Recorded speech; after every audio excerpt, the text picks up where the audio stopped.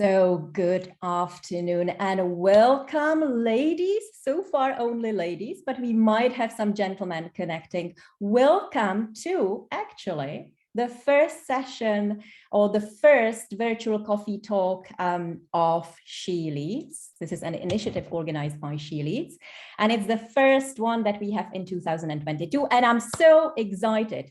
Let me just tell you what these initiatives are all about. We organize once a month a session on a topic that is relevant and important to the female community. I personally work with women in management. And so I always go through all of the topics, the hot topics, things that are happening in the business environment that are affecting a lot women, and we organize a session or a debate or a discussion on that topic. And such session is happening today. And we have a burning topic, literally, the topic of burnout. So why burning issue? I have actually, we have one of our guest speakers with the latest statistics on burnout. And so I'm really excited to hear them. But what I have learned from some surveys that were conducted in 2021, 50% of people participating in this survey across the European Union mentioned that they themselves have either experienced burnout or they were literally on the edge. So the issue is indeed burning, and I think it deserves some attention. And I want to have this discussion about what is a burnout? How can we identify that we might be approaching the stage of burnout? What can we do in order to tackle it? But most importantly, what can we do in order to prevent it? Because the consequences of getting there are really dire. We don't want to face them, right? So what can we do in order to prevent it? And for this discussion, I have invited people that have a lot to say on this topic. I'm going to introduce them in just a moment, but let me, I started talking and I did not even introduce myself, and not everyone in the room knows me. So let me just give you some brief information about who I am. My name is Alena Huberová, and I kind of like to see myself as the person that is something in between coach, mentor, and guide for women in management. And I am the founder of She Leads. She Leads is actually a private community and also a program for female executives. And the mission of this program is to help the women tap into their potential, to really find their inner strength, and most importantly, to learn how to lead themselves so that they can be amazing leaders for the people around them. So that is what we do.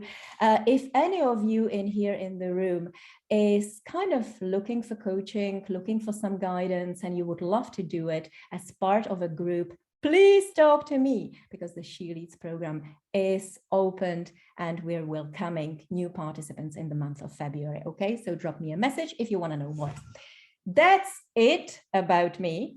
I'd love to now introduce our wonderful guests. So the first one actually on my, it doesn't quite work the sides, right? Left or right. So the first person on my left is Lenka. Let me just introduce Lenka briefly. I'm sure that you have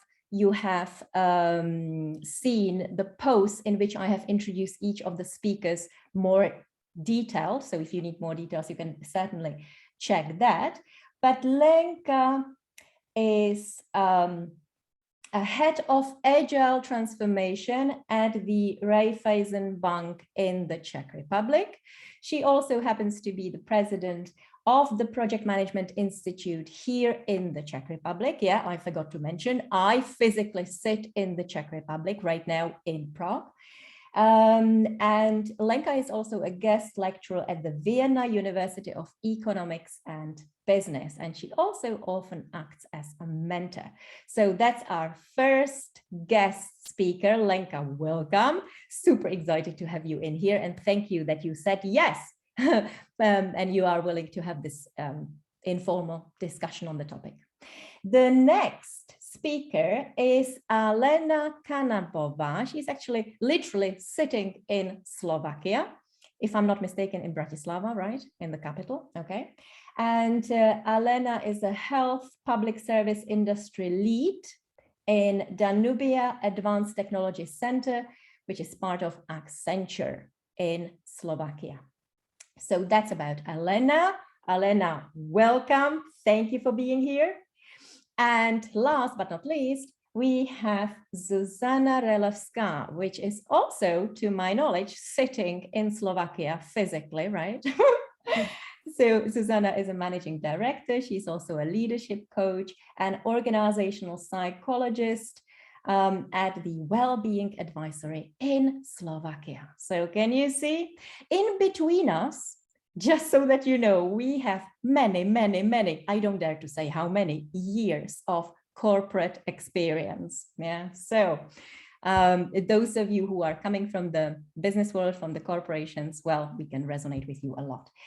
Let's dive into the, oh yes, one more logistical thing. We're going to have this discussion until 2 o'clock. These talks are 60 minutes long.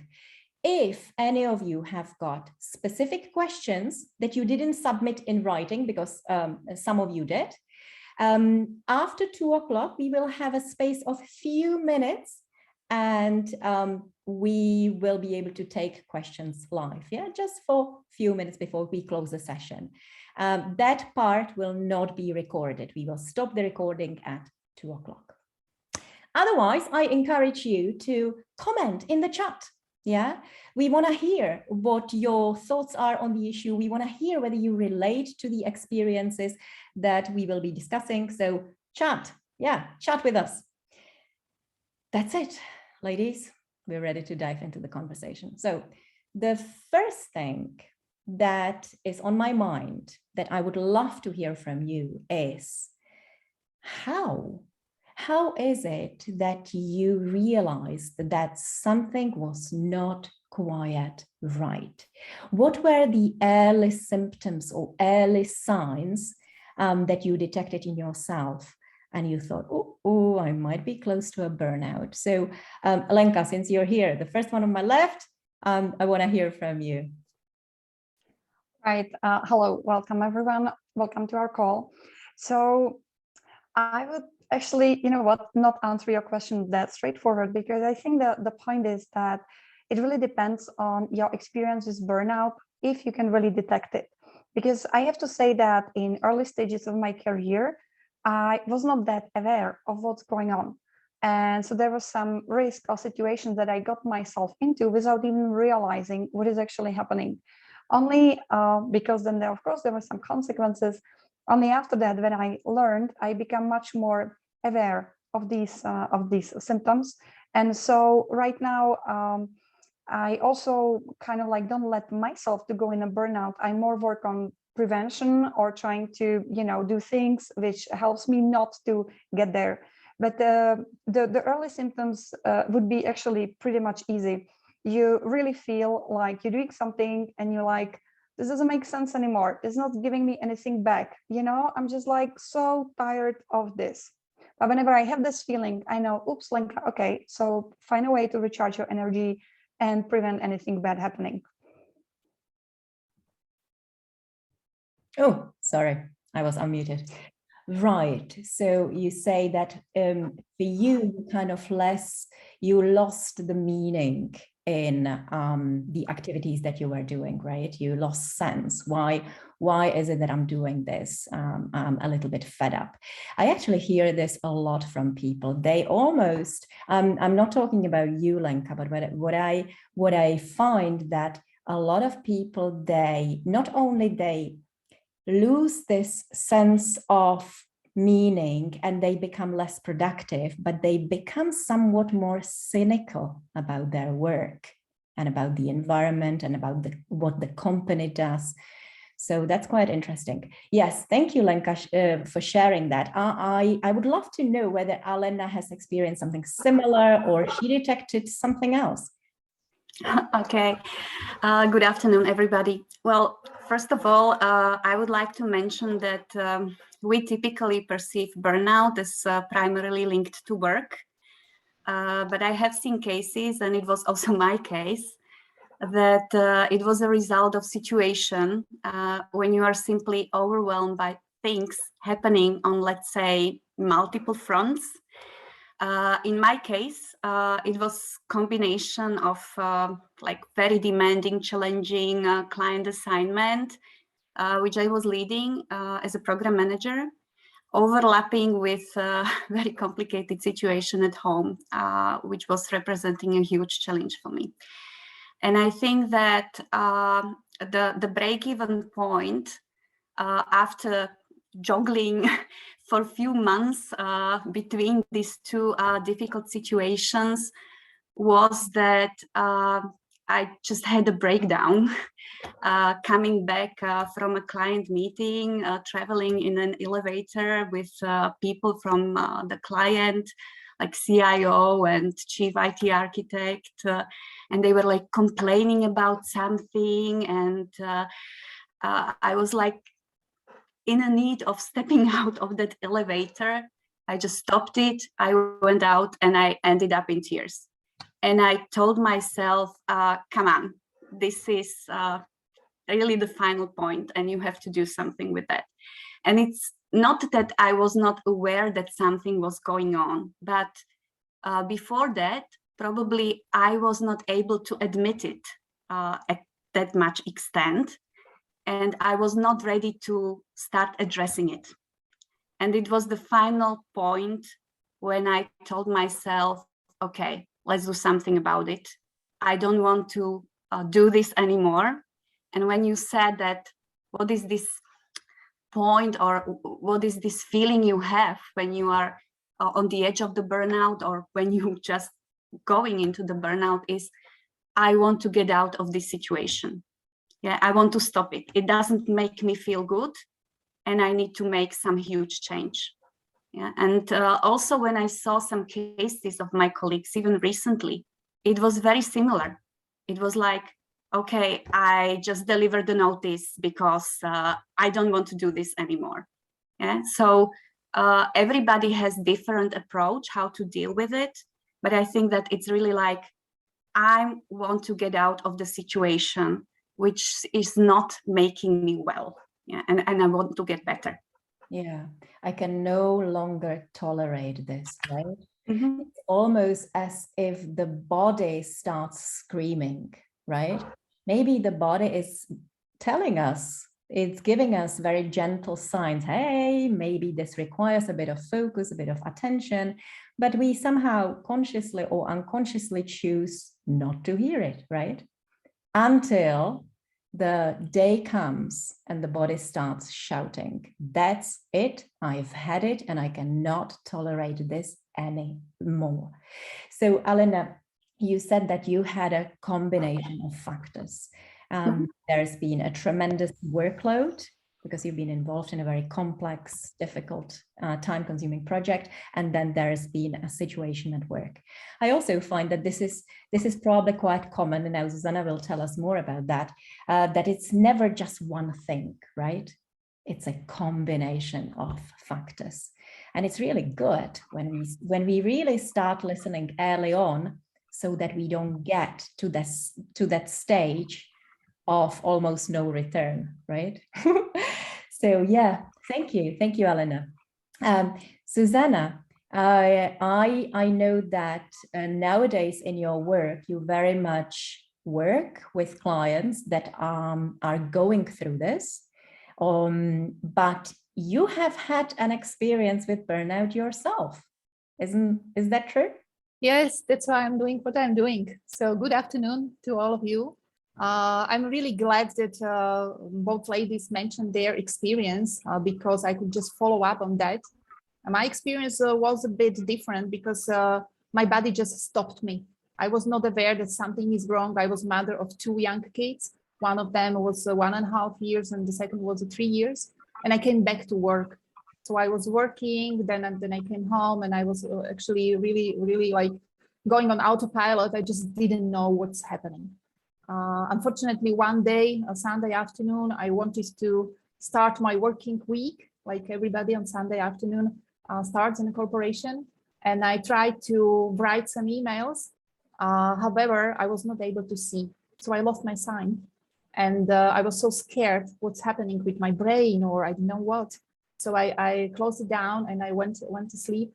And the day after, I woke up and I was pretty empty. I was pretty empty. There was no emotion, there was no thought, there was nothing. And I stayed in this state for 2 weeks. I was just in the middle of my flat, just lying on the couch, and I was not able to communicate, nothing. And this was really just wake up call for me, because I was running out of my energy for 3 years almost since I have birth, my daughter birth. So this was very much like not unexpected. And this is something, it's already 11 years ago. So that was one experience that I started to study, like what's happening, because I visited a lot of doctors, a lot of, many of diagnoses and so on, but everything was okay with me. Nothing was wrong from the physical point of view. So I ended up to speak with psychiatrist, and he just asked me, so you have pretty much to do with 2 little kids? Yes, I have. So, and you feel you are alone? Yes, my husband is working. So here are the pills, take it. And I realized that, okay, nobody's going to help me, so I need to do something myself. So that was the start of my journey as a kind of burnout coach, or how we could call it today. I see. Wow. So your situation was a bit drastical, because you woke up one morning and you were literally stopped, right? So you mentioned this feeling of emptiness. And did you have the feeling of exhaustion? Was it just the emotional feeling of emptiness, or you were literally physically exhausted that you did not want to engage in any activities? Yeah, actually, if you imagine that your battery is at the end, so there is no blink, there is no light, there is nothing. I was empty. There was no emotion. I was not feeling anything. It was like emptiness. What I really remember was like, inhale, exhale, Susanna, inhale, exhale, and then take a glass of water and drink. And this is everything what I remember from the 2 weeks. So it was very kind of drastic and dramatic. However, then after 5 months, I was able to come back to work and start very slowly. But unfortunately, first after 3 years, I was able to drive a car in a tunnel without any kind of panic attack. So it was quite a long process to come back to the like real life. Wow. And Susanna, you mentioned that the first thing you did was visit a psychiatric who prescribed you medicine. So you made a decision, no, it's not going to be medicine. I will try to find other ways to help myself, right? Yeah, it was not the first step. I visited GPs, general practitioners, and went through many things with them. However, everything was okay from the physical point of view. So then after 4 months, they realized that, okay, it's time to visit a psychiatrist. And as I studied psychology, I was really like, excited what will be the discussion about. But it was 5 minutes discussion. So I realized, okay, so this is probably not going to help me. And I realized that, okay, so I will try to find the solution myself. And I did, but it was kind of a long way. Really long way. Okay, well, let's talk about that. Let's talk about that with everyone. How did you go about it? So Lenka, you started, and I understand that you just had this feeling, hey, it doesn't make sense for me anymore. So how did you tackle that? What was your strategy? So you never really reached the physical exhaustion level of burnout, right? It was do you think that you detected it early and had the opportunity to do something about it? Yeah, that's a very interesting question, because when I hear the other stories, for me, the topic of burnout is not like one-time experience, and did not happen once. So there are also different circumstances, because I think it really believes what is your surrounding, what is your situation that you're in, and how many of these factors combine together. So for instance, the experience that I started to talk earlier, I was in my late 20s. I was working for a company. I really put my heart in it. And I think this is very important, that we get burnout when there's the passion. We want to do something right. We really care, especially when it comes to kids or when it comes to work, whatever. But at that time, I didn't have kids yet. I didn't have family at that time. And so I was giving everything to the work. But then sometimes you not appreciate it, or you achieve your objective and the CEO still says, hey guys, we didn't reach the target. And so you feel like, what was it for? Why am I doing it?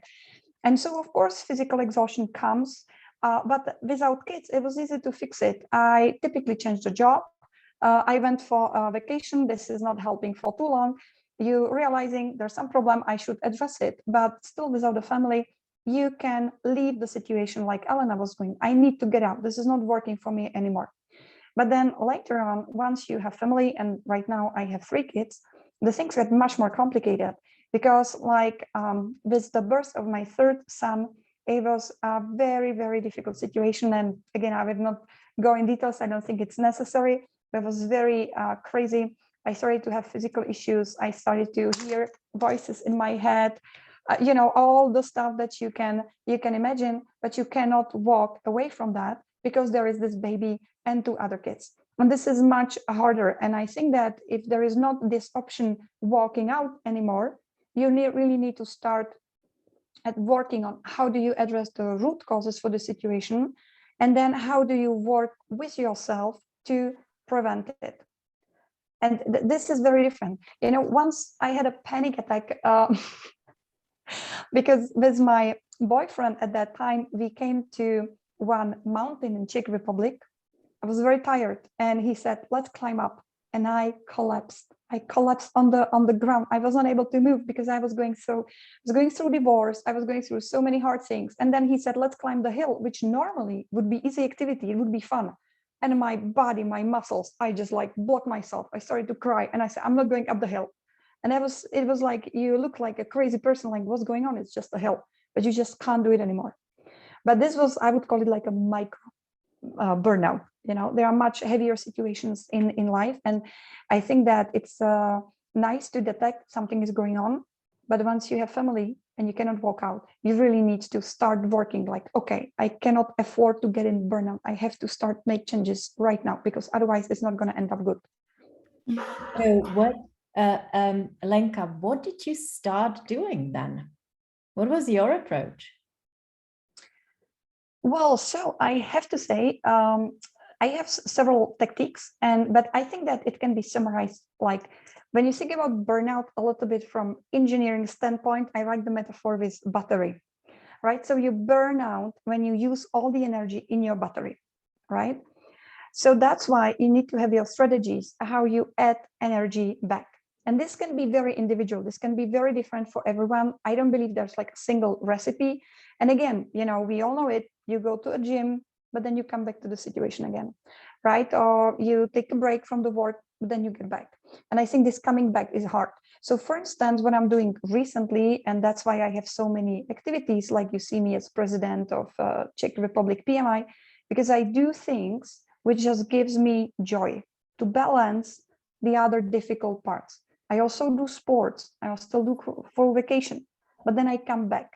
So then I need some source of that energy that helps me to recharge.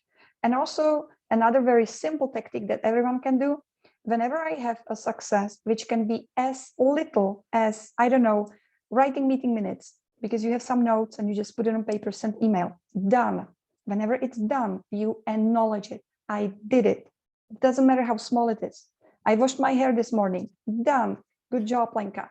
All these little rewards are adding energy to your battery. Yes, I love that analogy. And I love what you said. I think it is so important. We all, I think this is something that we probably have in common, all of us here in the room. We work pretty hard. And it is so important that we have sources of taking that energy that we spend at work back, something to recharge us. And these sources will be very different for each one of us, right? And so we just need to ask ourselves, yes, what is it that will give me joy? What is it I will really, truly enjoy? Something that I don't have to do, but something I choose to do because I really love it. And just for the sake of doing it, I want to do it. So yeah, absolutely. And actually, Lenka, for me, it's the same. I always ask myself that question, what gives me joy? And I also do tons of exercise. I love what you said about celebrating our little wins. You know, we take, I think so many of us, we take things for granted. Yes, I'm working on this project. Now this task is finished. Let's move on to another one. But we don't stop and celebrate that little win, that milestone on that journey, right? And that's a shame because we are not giving ourselves that little joy from that little accomplishment. And that little joy can contribute to recharging our energy, right? So it's so true. Yeah, absolutely. And what you said, Lenka, about this incident in which you couldn't climb that hill, which would normally, under normal circumstances, be so easy. Isn't that such a good metaphor? Because I think that from what I understand, you said you climbed so many mountains because of everything that was happening in your life at that time, that you saw another one and you said, that's it, I'm not climbing this one. I've had enough, right? I've climbed too many mountains already. So yeah, absolutely. Thank you for sharing, Lenka. Yeah, you're welcome. Alena, what was your strategy? What did you do when? So you said that that day came and you had this realization and you started to cry and you told yourself, "That's it. I'm not having it anymore." So what came next? What did you do? Yeah. Absolutely what Lenka mentioned, that when you have kids, you just cannot get away completely from everything. And that time I had a 4-year-old daughter already. And just to add to the complete picture, my husband was really very seriously ill. He got meningitis. I was basically prepared by doctors that he might not make it. So at the end of the day, he survived, although he completely lost the sense of hearing.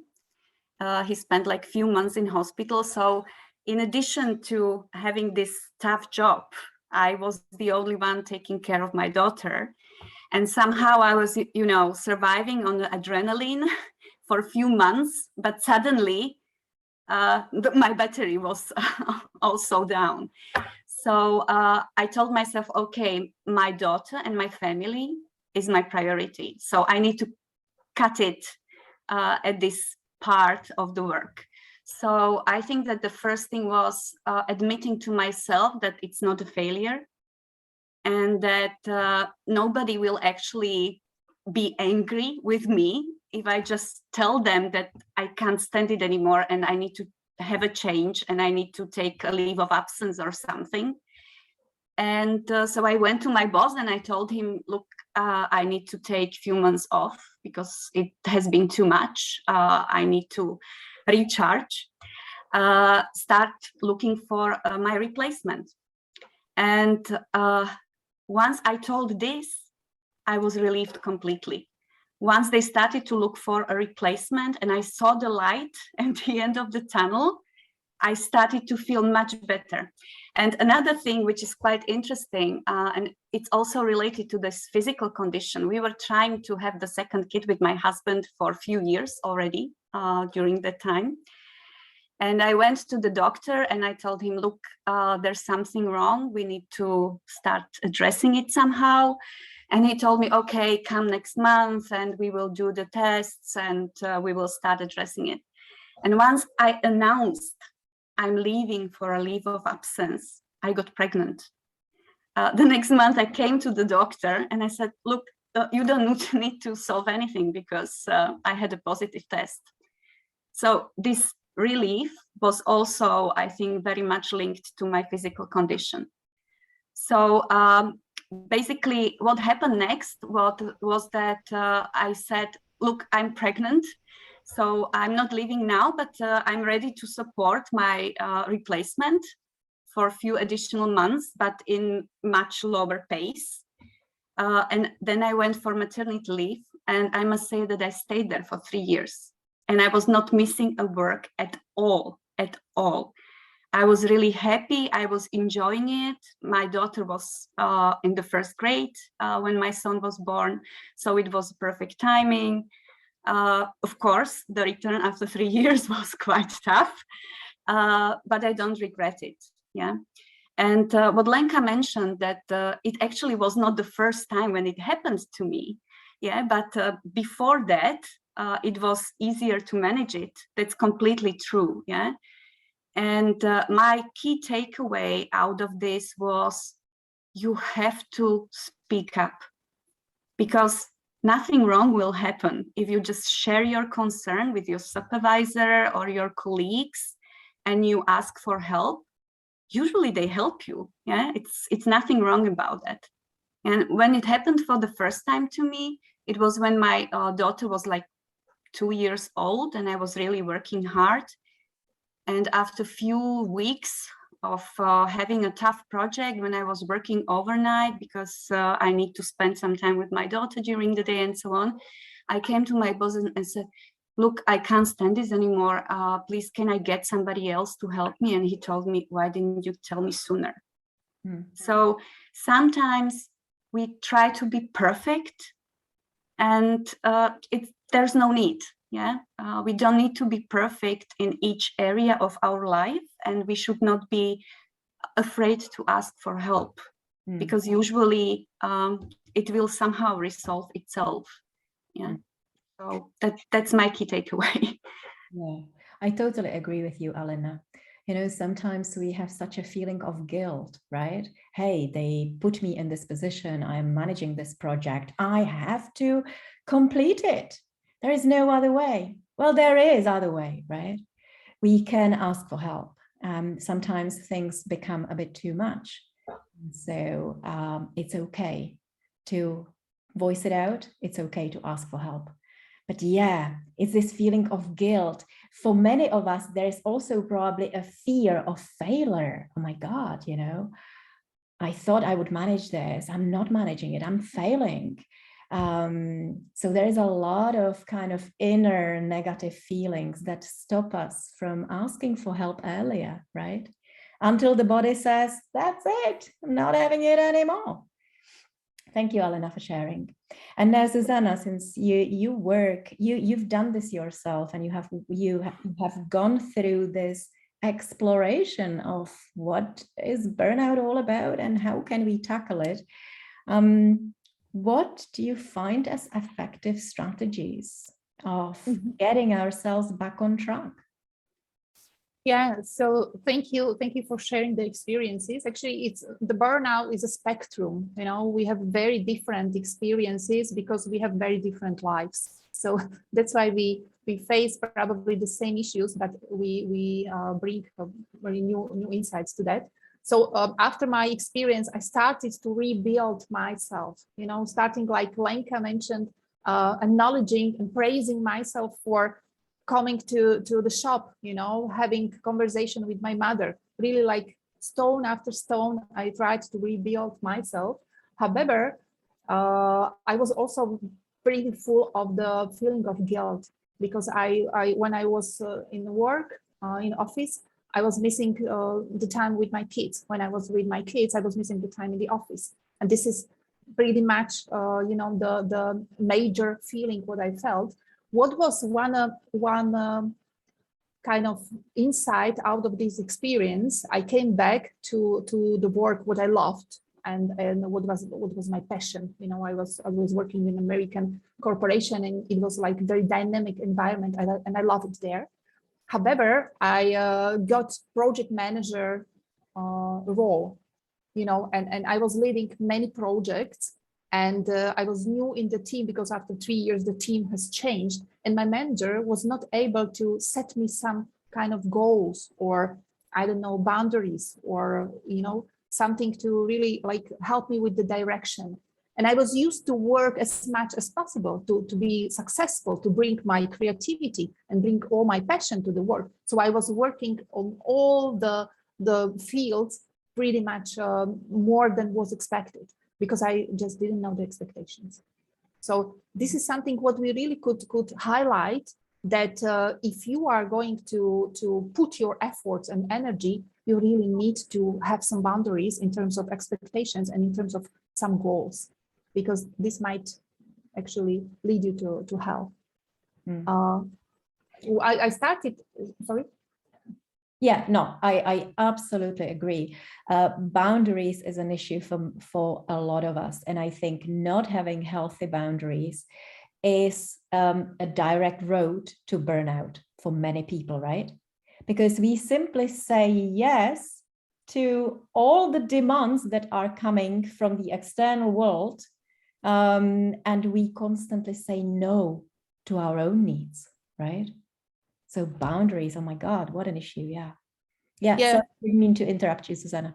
Yeah, that's very, very simple. But, if you say yes to something, you say no to something else. So if you say yes to more projects, you say no to your family or to yourself. Yeah. So what I started to really build was the awareness, to be more mindful about how do I feel in some situations, with some projects, in some discussions, in some conversations. What is something what really fuel me? What is the things that give me energy? What I like, what I love, and I was trying to cut the things that frustrate me, that I really don't want to do anymore. So I have changed the company, then I have changed the team. Fortunately, I haven't changed my family. It's still with me. But I was really, the whole life I was actually waking up or like growing up with the thoughts, what didn't kill you will make you stronger. Yeah, I have seen that Alenka also might agree with that. Yeah. However, I was sure that I need to have all the hard experiences to be a good coach or support others. It's not needed. If I might just add, Lenka mentioned it, you, Zuzka, mentioned it as well, about this search of something that fuels you or makes you happy and so on. Actually, I had another quite interesting experience a few years after, when I was diagnosed with a cancer. And this was the ultimate point when I told myself that I'm going to concentrate on the things which really makes me happy and which I like. And I really was like pushing also at work to change the role I was having into filling it with something that is like making me more happy. So I split my job into two parts. The first part is pure business part oriented. And the second one, I'm leading actually the corporate citizenship activities, or CSR, in Accenture Slovakia. And this is this rewarding part. Yeah, this is something which is incredibly nice for me, and which actually gives me this additional energy. And I absolutely agree that the way out of this burnout is to really find the balance among the things that you need to do and you like to do, I would say. Yeah, I totally agree. And it's such a tragedy that a lot of people, they need to come to that real crisis moment in order to have that realization, right? We need to be diagnosed with a terrible illness. There is a death in the family. There's something happening in our life that makes us literally stop and reflect. Hey, the life that you're leading now, maybe you've got the priorities completely wrong. It's time to revisit your priorities. It's time to ask yourself what kind of life you want to have. What do you actually enjoy? And do it. And I love, Alona, what you said. Sometimes we are in a job and we have a bit of a rigid thinking about the job. Because if we apply a bit more creativity, surely we can come up with ways to make the job more cheerful, more joyful, more aligned with who we are as people, as professionals, with our talents, with our strength, right? Not every time, of course. But if we have that conversation with our superior and come up with some ideas, we're increasing the likelihood that something can be done in our current job and we don't have to change jobs, right? Some people think that they need to, oh, I'm feeling terrible, I'm totally burnt out. And the first thing they want to do is to change jobs or to change companies. But sometimes it's not necessary. And in fact, I know a lot of people who have done that. And then they got themselves into exactly the same situation. They were just repeating the same patterns, right? So yeah, I love what you say. Yeah, and Susanna, what you said, like keep asking yourself the questions, how do I feel? How does this make me feel? Do I enjoy doing it? Do I love doing it? And we can just consciously increase that type of activity because it gives us joy. It is something that we really enjoy. And those things that really frustrate us, we also have some options to do something about them, right? If we are in an executive position, many of these things we can delegate maybe to other people. Even our household, we can delegate parts of the household to other people, right? Sometimes we complain so much, but again, applying creativity, hey, if it really frustrates me, maybe I don't need to do it myself. Maybe someone else can do it. Or if it really frustrates me, well, to dig deeper, why does it frustrate me? What are the reasons? And there we already start with the need for every individual to start building their self-awareness, because maybe you're not aware of things that trigger you, and that could be a problem. And if you can tackle them, suddenly these same things no longer frustrate you, right? So self-awareness is also a huge task that we all should undertake. Yeah. Right, Susanna. I would like just to add to this, my first advice to clients or to companies, what to do when I feel that I don't feel very well, it's stop, pause, and reflect. That's it. You just need to stop for a second to really, really have the time for yourself and then do some introspection and then just reflect. And that's it. Absolutely. And it is true that in some situations, for instance, I'm in the middle of a meeting and there is nothing I can do. I can't just stop, right? But I can always park that feeling of frustration and then revisit it, right? As long as I don't brush it under the carpet.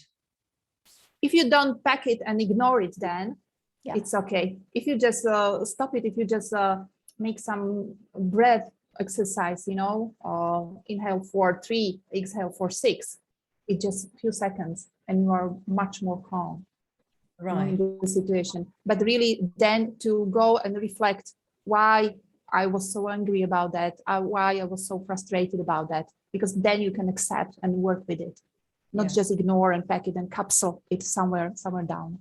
Great. Okay, so let's just summarize for our audiences some of the common symptoms or some of the common signs to watch out for and catch early and hopefully act upon so that we don't get into the stage of burnout.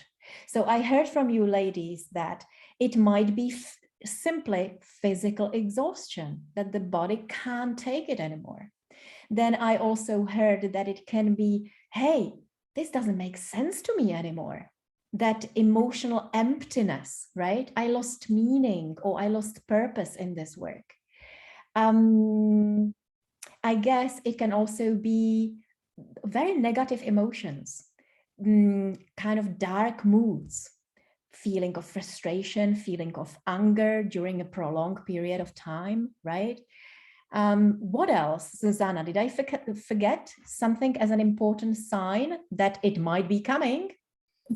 Yeah, actually, there is a nice spectrum of signs. We could have, a feeling of anxiety. We could have irritability. Be very, very angry about things that doesn't deserve so much anger. Inner feeling of emptiness, what we mentioned already.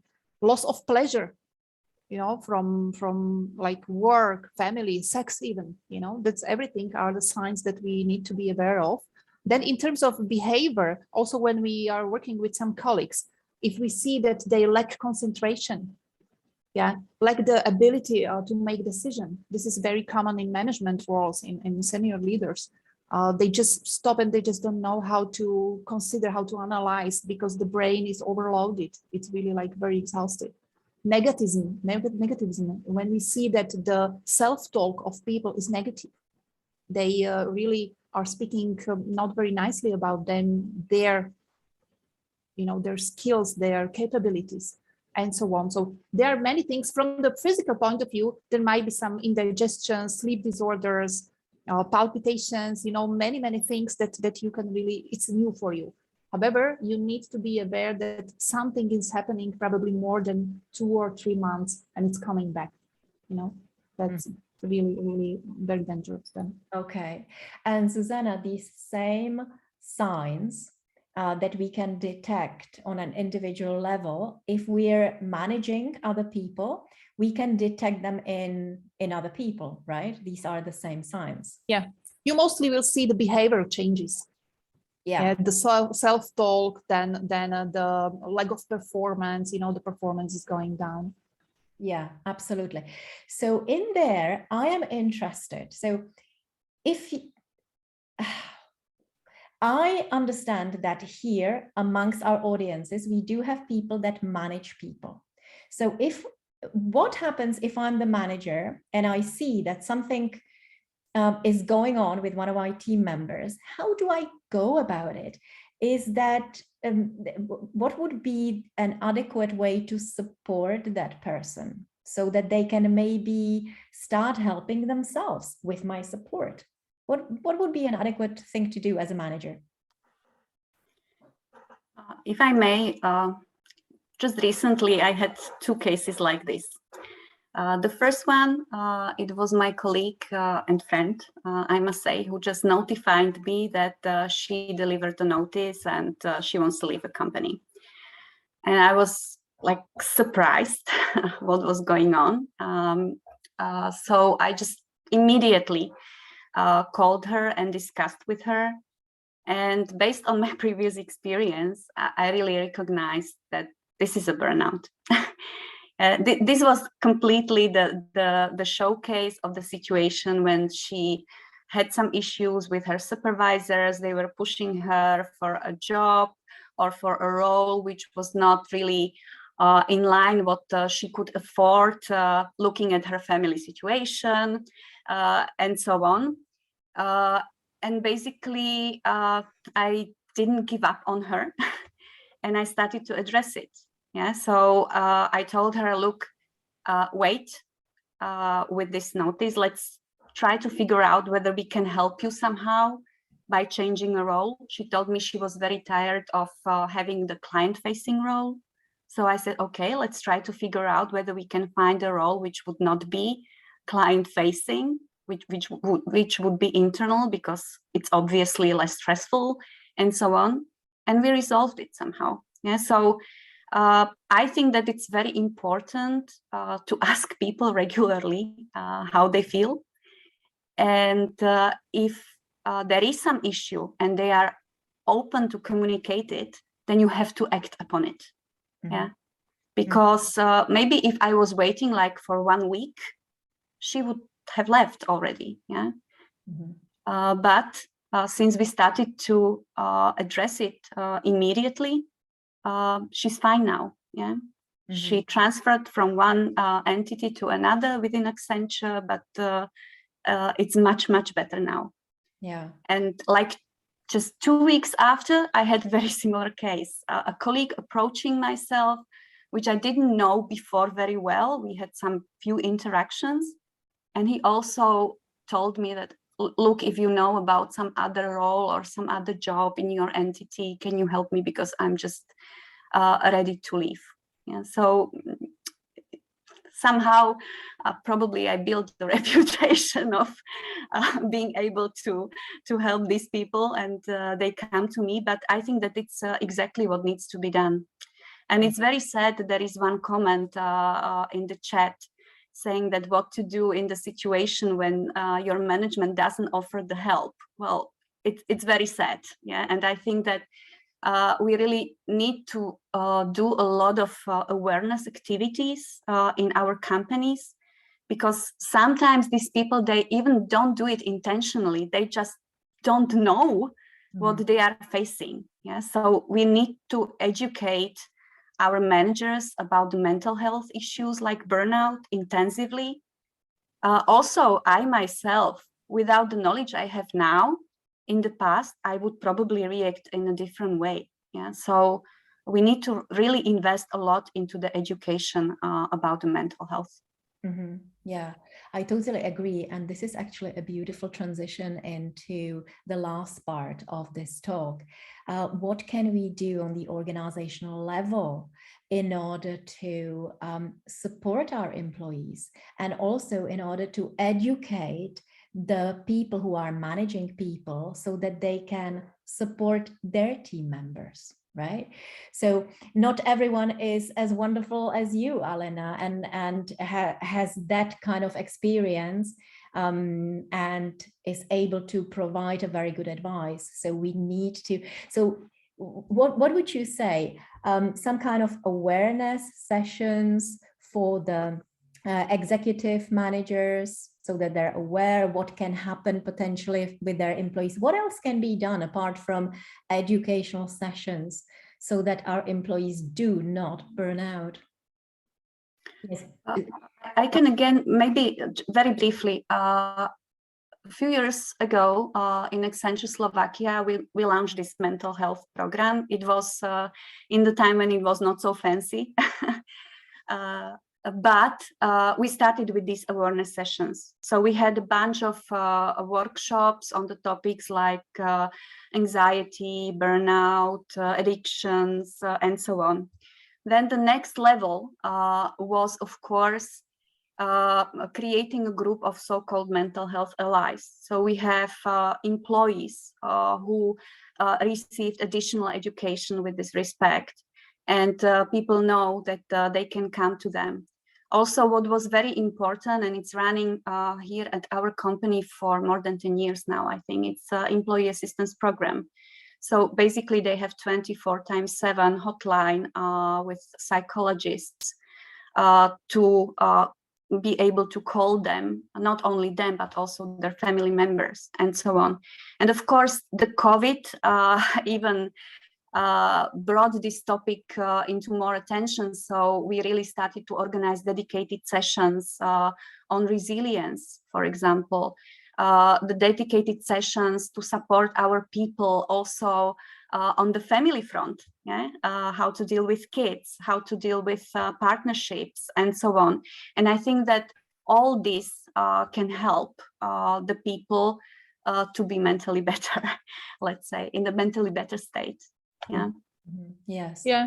I would like just to add to this. This is a very good example of like a company who really cares about their employees, and I'm really happy to have such a companies in Slovakia. However, based on the research, people love all these things what our companies offering. However, they would like to see senior leaders speaking about their own experiences. More than 66% of people in the research suggested that this is something what will really work. So coming and showing the vulnerability, being very open about their own issues, this is something what will work. You know, the human touch from senior leadership team. Absolutely. And also, if I see my senior manager to talk about this, I will immediately have more resonance, more connection with them. They are also human. They also, I relate to the issues that they're talking about. Yeah, absolutely. That's a very good idea. Lenka, I know that you also have some specific initiatives in your organization. Yeah, we have, and I don't want to repeat what Elena just described. I have to say, unfortunately, we are not yet on that level. We are, at the beginning. But I would focus. I would look at it from different angle, because I was recently, a few months back, I was on a big event talking about mental health at workplace, and it was about resilience, and it was all about like how can we help people develop resilience, and how can we help them so that they better deal with the issues. And then someone in the chat asked a question: wouldn't it be better if companies prevent people getting into burnout? And I think this is absolutely valid question. And here, and I'm running out of time, but the thing is that this is, for instance, in my job, this is my focus.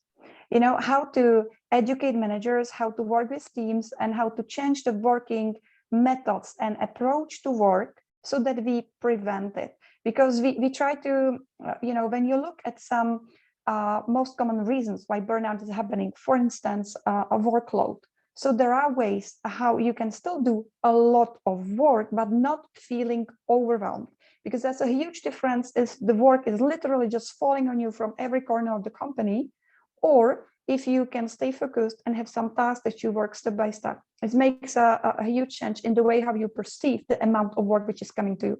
This is about work methods. Another way why people feel burnout, if they, for instance, miss purpose. So again, we teach teams how to name the purpose of the team, how to open the conversation.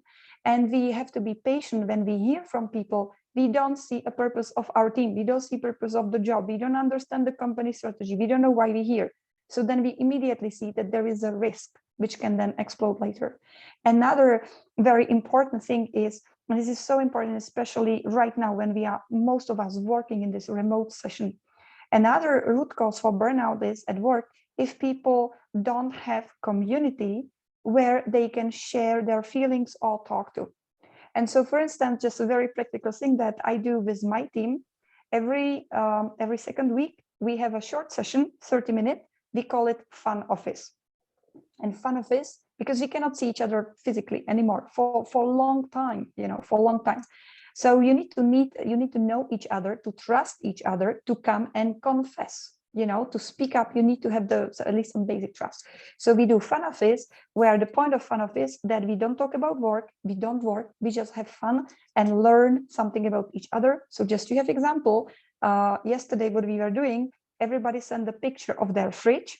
One colleague collected it, of course, made it anonymous. And we had a game guessing whose fridge is that. And then we were talking, So it was really funny. And then you build that community. And this is the leader responsibility, to help people organize their work, know their purpose, and build that community in the team for them so they belong. I love it. Absolutely. I love it. So yes, I think this is very important as part of the awareness of our managers, what kind of things we can do in order to support the team, make them that they are part of this community. This is really important. And another thing that I would probably add, and I think it's related to what you said, Lenka, right at the beginning, many of the managers do not pay enough attention to acknowledging their employees, praising them, recognizing their value. This is another part of the mix, right? This is so important.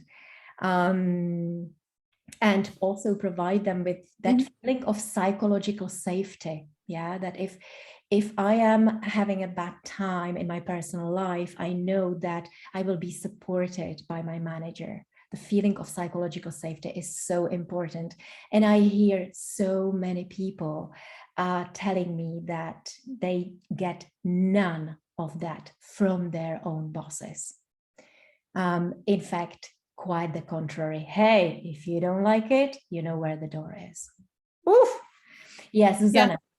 Yeah, if I may add to this, what we mentioned, we are actually focusing or addressing the individual factors of burnout. what Lenka mentioned are the kind of organizational factors of burnout. And now many recent researches suggest that burnout is organizational issue. It's not individual issue.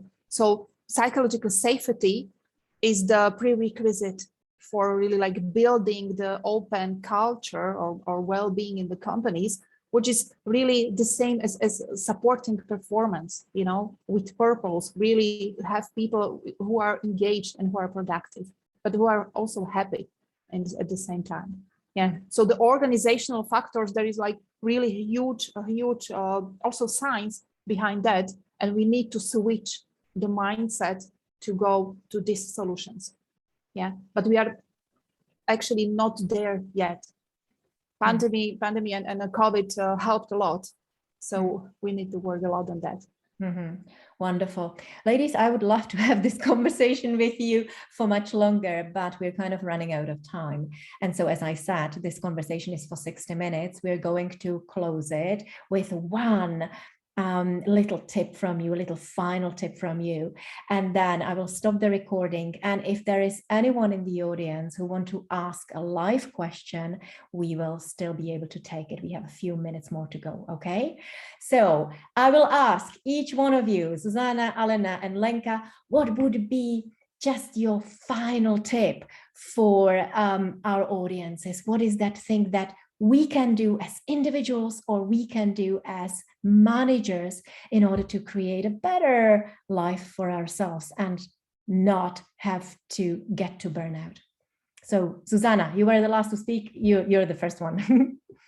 So there is no one golden rule. However, two things: don't stay alone with that if you don't feel very well, and stop, pause, and reflect. That's something what really it's easy to remember.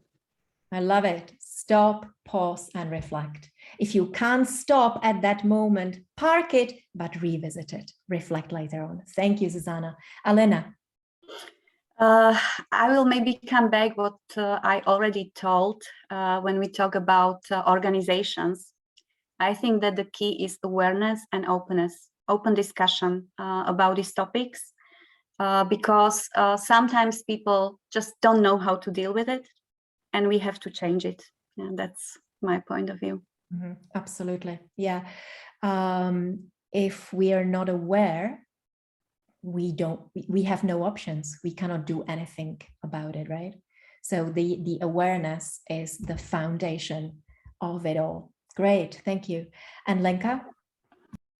I have to say it's really hard to say one thing, but also thinking about organizations and how managers treat us, I would like to bring attention that our life and our career is a journey.